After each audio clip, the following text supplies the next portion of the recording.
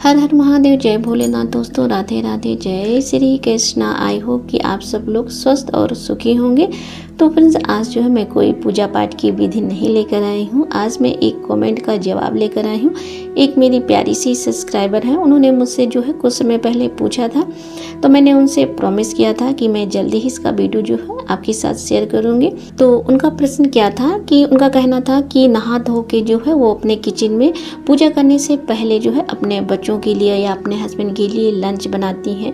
Lunch हो या खाना हो, कुछ भी हो, मेन पॉइंट था कि पूजा के पहले क्या है, हम लहसुन प्याज का खाना बना सकते हैं या लंच बना सकते हैं। जिन्होंने मुझसे ये पूछा था, उनकी ये बात मुझे बहुत अच्छी लगी कि वो नहा धोकर ही अपने बच्चों के लिए लंच या खाना बनाती हैं। और सभी को ऐसा ही करना चाहिए कि अपने किचन में जो भी अपने बच्चों के लिए लंच या खाना कुछ भी बनाए तो नहा धोकर ही बनाएं, क्योंकि किचन भी ना एकदम मंदिर के समान होता है। जिस प्रकार से हम मंदिर को अपने पवित्र रखते हैं, उसी प्रकार से अपने किचन को भी हमें पवित्र रखना चाहिए। क्योंकि मंदिर में क्या होता है, हम सभी देवी देवताओं को स्थापित करते हैं तो वो हमें वहाँ दिखता है, लेकिन किचन में क्या होता है, कोई मूर्ति या कोई विग्रह नहीं होता है। तो वहाँ हम जो है क्या करते हैं, किचन को एकदम नॉर्मल रूम की तरह समझ लेते हैं। लेकिन सबसे बड़ी हमारी समस्या यही है, किचन भी ना मंदिर जैसा है, क्योंकि वहाँ माँ अन्नपूर्णा का वास होता है।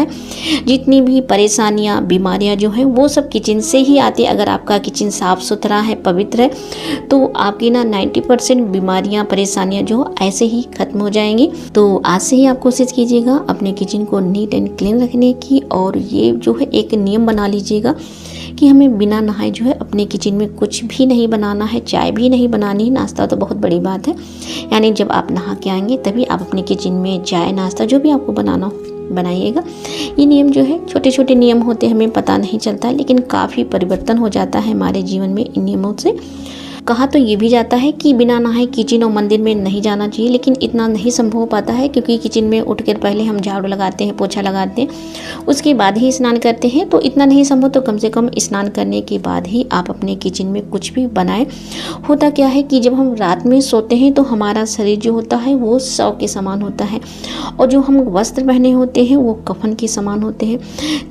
जब हम सुबह सोकर उठते हैं तो उस अवस्था में जो है हम अपवित्र होते हैं, और वैसे ही हम अपने किचन में चले जाते हैं, कुछ भी आप बनाते हैं तो उसमें क्या होता है, नेगेटिविटी आती है, तो घर का माहौल ना वो अच्छा नहीं होता है।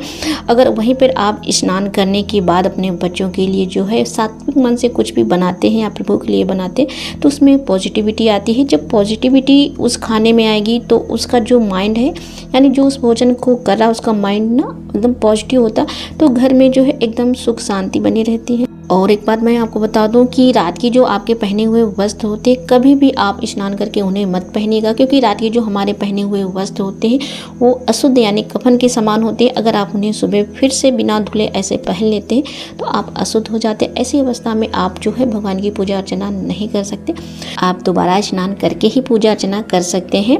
और दूसरी बात कि आप ना थोड़ा सा जल्दी उठिए। अगर बच्चों को जो है आपको थोड़ा सा जल्दी टिफिन या हस्बैंड के लिए लंच देना है तो आप थोड़ा सा जल्दी उठिए। इससे क्या होगा कि यही दिन जो है आपको बड़ा लगने लगेगा, आपके बहुत सारे काम हो जाएंगे। और अगर आप लेट उठते हैं तो यही दिन जो है आपको छोटा लगने लगेगा और आपका काम जो है लेट होता चला जाएगा। बहुत लोग ऐसे हैं कि 9-10 बजे जो है वो अपनी मॉर्निंग की चाय लेते हैं, और 2 बजे 3 बजे जो है वो लंच लेते हैं। तो ये जो क्या होता है, सिस्टम एकदम बिगड़ जाता है, क्योंकि हम लेट उठते हैं, इस वजह से हमारा सिस्टम जो है बिगड़ जाता और हम जो है अस्वस्थ रहने लगते हैं। मेरे पास जो है थोड़ा सा काम ज़्यादा है, क्योंकि मेरे कुकिंग के भी चैनल है और एक पूजा पाठ का हो गया, तो मुझे टाइम जो है थोड़ा सा एक्स्ट्रा देना पड़ता है। घर का काम तो सबके पास है, मेरे पास जो है कोई भी मेड नहीं, तो मैं खुद ही अपना सारा काम करती हूँ। तो मेरा जो है 3:45 का अलार्म लगा हुआ है। 4 बजे जो है मैं बेड से एकदम नीचे हो जाती हूँ, झाड़ू लगाती हूँ, पोछा लगाती हूँ, फिर स्नान करती हूँ। स्नान करने के बाद जो है मैं 6 बजे कोशिश करती हूँ कि 6 बजे मेरी पूजा जो है मैं करने लगूँ, और 7 बजे या पौने 7 बजे के लमसम मेरी पूजा कंप्लीट हो जाती है। उसके बाद जो है हस्बैंड को चाय बनाना, बच्चों के लिए लंच बनाना। हस्बैंड जो है मेरे शॉप पे जाते हैं, थोड़ा सा जल्दी निकलते, तो पौने 8 बजे जो है उन्हें खाना भी देना पड़ता है। लेकिन कभी कभी मेरे साथ भी ये प्रॉब्लम हो जाती है कि तबीयत थोड़ी सी ठीक नहीं, या एक दिन पहले मैंने कुछ ज़्यादा ही काम कर लिया, तो उतनी थकान हो जाती है कि मैं दूसरे दिन जो है उस समय नहीं उठ पाती हूँ। थोड़ा सा लेट में उठती हूँ, 5 या 5:30 बजे के लमसम, तो उस समय जो है पूजा करना मुमकिन नहीं होता है।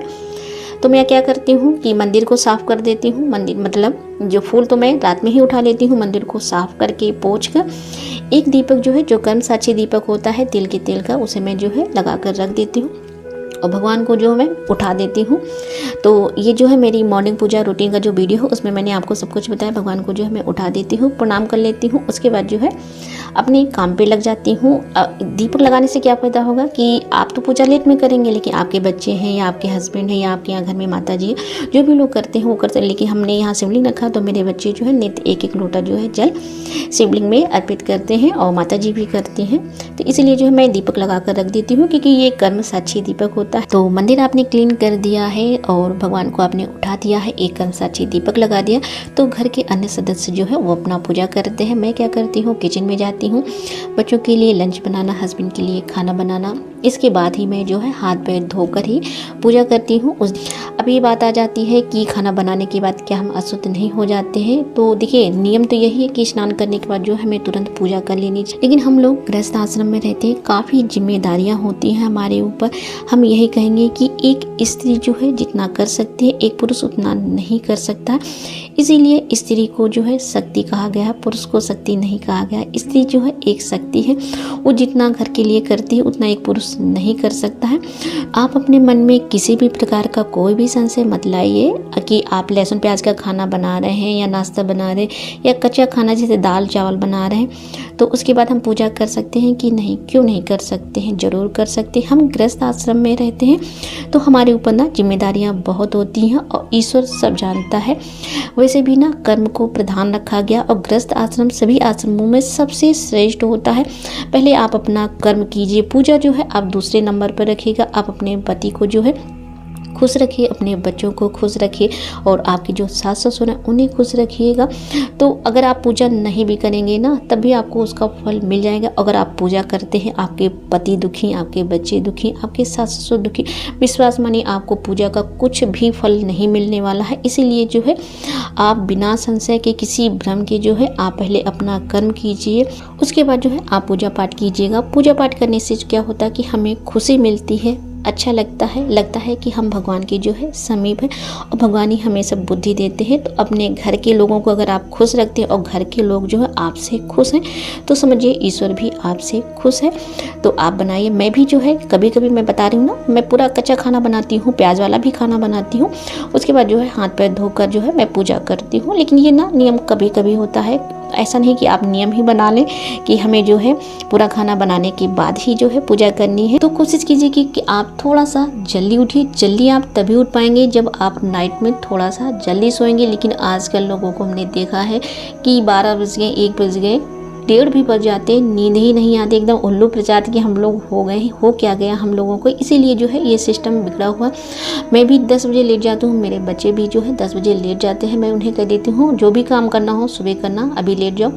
तो कोशिश कीजिएगा जो है आप नाइट में जल्दी लेटिएगा। तो इसीलिए मॉर्निंग में आप जल्दी उठेंगे। उठने के बाद जो है अगर आपका बड़ा घर है, साफ़ सफाई में ज़्यादा टाइम लगता तो आप अपने किचन में झाड़ू पोछा कर लीजिए और आंगन साफ़ कर लीजिएगा, क्योंकि घर को जो है बासी नहीं रखा जाता। अगर घर बासी है, बासी का मतलब आपने झाड़ू नहीं लगाया उसमें, तो घर बासी माना जाए। अगर बासी घर है आपका, पहली बात तो बासी घर में पूजा नहीं होती और दूसरी बात आपके हस्बैंड या आपके बच्चे बासी घर से ही चले जाते हैं, ये शुभ नहीं माना जाता।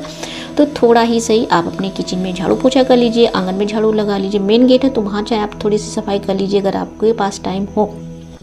इसके बाद जो है आपके नित्य के कर्म उनसे निवृत्त होकर आप जो है मंदिर में दीपक लगा दीजिए, भगवान को उठा दीजिए। उसके बाद जो है अपने बच्चों के लिए लंच, हस्बैंड के लिए खाना, जो भी बनाना चाहें बना सकते हैं। लेकिन ये नियम कभी कभी होता है। वैसे जो है आप नित्य स्नान करने के बाद पहले पूजा कीजिए, उसके बाद जो है अपने नित्य के कर्म कीजिए। और एक बात और कि जिस दिन जो है आपका फास्ट हो ना, उस दिन आप कच्ची रसोई मत बनाइएगा। यानी दाल चावल सब्जी रोटी जो है ये कच्ची रसोई में आता है, पूड़ी पराठे और सब्जी जो है ये पक्की रसोई में आती है। अगर आप कच्ची रसोई बनाते हैं यानी कच्चा खाना बनाते हैं तब आपको स्नान करके ही पूजा पाठ करना है।